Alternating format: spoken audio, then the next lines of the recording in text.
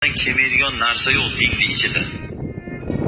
Agar oshqozoningizda yazva yo'q, asma bassiz, ro'za tutmagan bo'lsangiz, siz tutalmadingiz va siz tutmadingiz.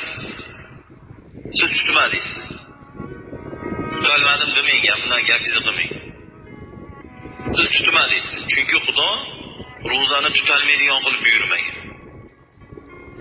Mana 21 soat, 21,5 soat ro'za tutadigan davlatlar bor. Ya'ni iftorlik bilan saharlikda orasi 3 soat, 3,5 soat, 2,5 soat to'g'ri keladigan davlatlar bor. Ya'ni men borib yashamaganman, internetda o'qiganman. Siz bilan men 17 soat, 16 soat, 15 soat ro'za tutdik. Alloh bilmasmidi o'shalarni 21 soat ro'za tutishligini. Juda yaxshi bilardi Xudo. 2019-yilda issiq kunda ro'za kelishini Xudo bilmasmidi? Juda yaxshi bilardi. İnsonni Xudo shunday yaratdiki, ro'za tutaladigan qilib yaratdi. Mana mashinaga 1,5 tonnadan oshiq yuk yuklama deydi. Mashinani bardacho'yini ochsangiz,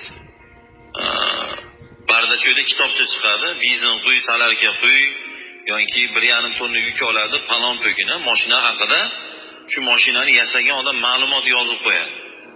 Bizni yasagan, bizni yaratgan kim? Alloh. Biz nima qila olamiz, nima qila olmaymiz, Xudo bizni biladi.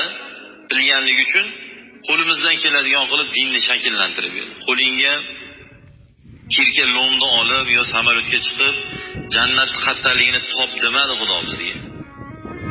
Do'zax qattaligini top demadi bizga Xudo. Yo tomdan tasha demadi Xudo bizga.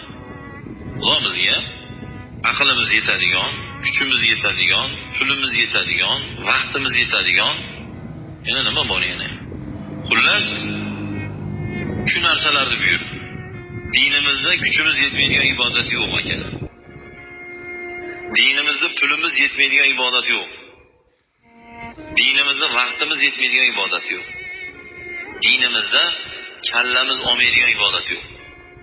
Kimyani tushunmasligimiz mumkin. Masalan, men hozir parra o'ynashni bilmayman, kurt o'ynashni bilmayman. Buni harb ekanda deyishingiz mumkin, lekin men harb basman.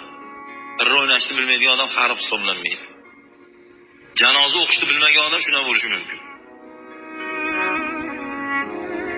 Nima demoqchiman? Nimaga men hozir parrani, kurtni misol qilyapman? Sabab janoza namozini o'rganish parradan oson.